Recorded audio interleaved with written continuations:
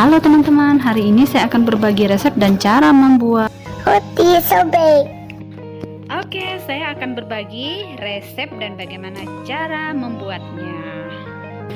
Nah, ini dia akan saya bagikan resepnya ya teman-teman. Bahan-bahannya adalah yang pertama tepung terigu protein tinggi, saya pakai cakra kembar ya. Kemudian ada margarin, ragi, garam. Nah, di sini saya pakai pasta pandan ya, tapi ini hanya saya suka-suka aja ya karena saya suka dengan warnanya. Kemudian kuning telur.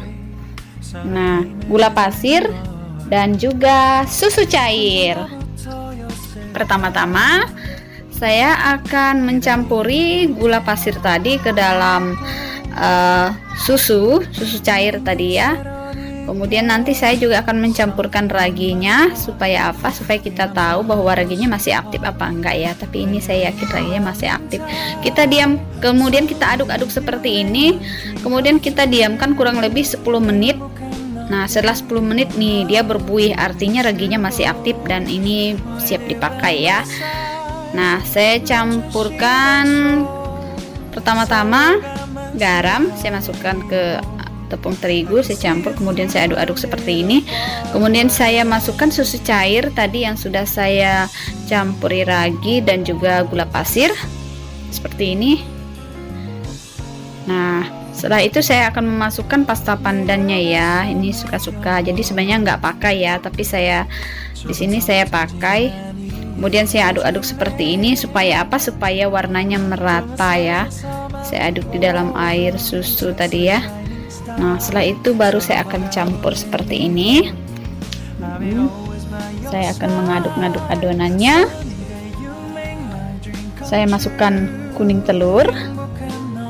Saya aduk-aduk lagi sedikit. Kemudian saya masukkan margarin seperti ini. Nah, kemudian saya akan ganti. Saya akan menguleninya menggunakan tangan ya, supaya dia cepat kalis ya. Nah, seperti ini. Nah, saya akan menguleninya kurang lebih sekitar, ini adonannya belum terlalu, ini belum kalis ya. Jadi untuk dia supaya kalis, cepat kalis, teman-teman bisa diempas ini juga adonannya ya. Nah, ini sudah mulai kalis. Nah, kalau sudah kalis artinya dia sudah tidak lengket lagi ya. Nah, ini adonannya sudah kalis ya, seperti ini, dan tentunya adonannya tidak lengket lagi ya. Nah, ini saya ulen kurang lebih sekitar 10 menit tadi. Saya rapi-rapikan seperti ini.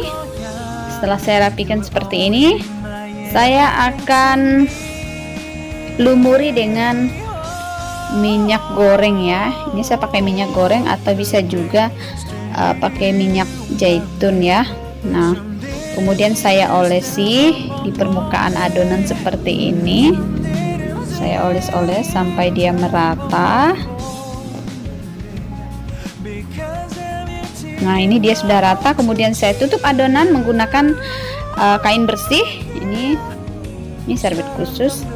Nah, kita diamkan kurang lebih 1 jam. Nah, ini dia setelah 1 jam dia akan mengembang 2 kali lipat. Ini saya pencet-pencet. Saya buang anginnya, saya pencet-pencet dan kita siap untuk membentuk adonan. Nah, di sini saya potong-potong, saya bagi-bagi kurang lebih sekitar masing-masing 50 gram. Kemudian saya bulatkan seperti ini. Nah, setelah dibulatkan, saya akan pipihkan adonan seperti ini. Ini saya adonannya saya pipihkan. Nah, pipihkan seperti ini. Saya gulung. Nah, saya gulung seperti ini ya.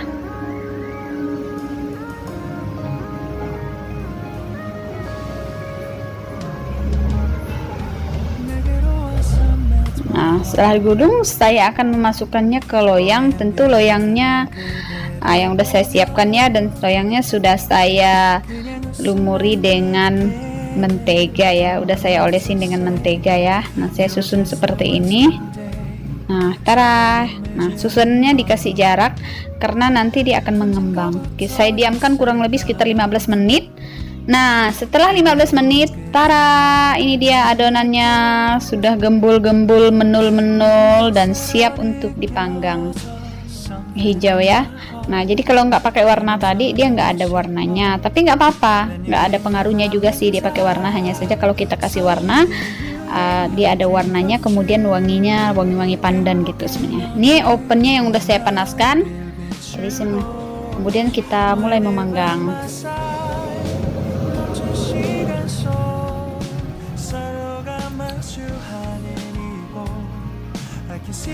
Kemudian kita tutup ovennya, kita panggang kurang lebih 20-25 menit.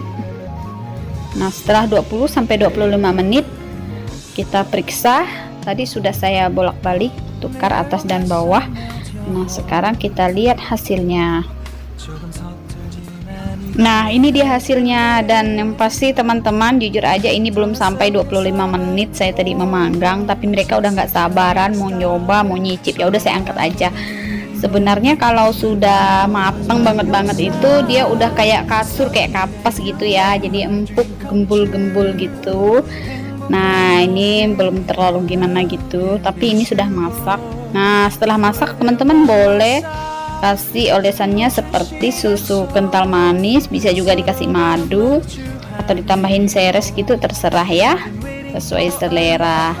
Oke, begitu. Terima kasih dan selamat mencoba.